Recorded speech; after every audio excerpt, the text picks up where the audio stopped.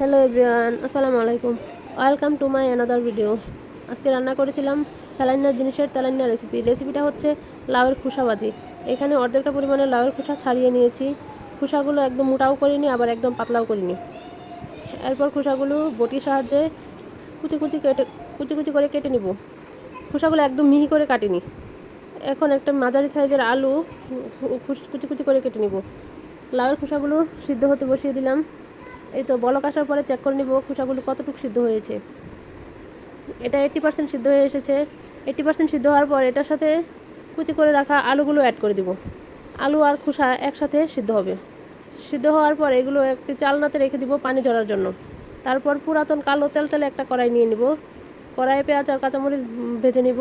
তারপর দিয়ে দিব সিদ্ধ করে রাখা লাউয়ের খোসা আর আলুর সাথে লবণ অ্যাড করে সুন্দর করে ভাজা ভাজা করে নিব। এই তো রেডি হয়ে গেছে আমার মজাদার লাউয়ের খোসা ভাজি।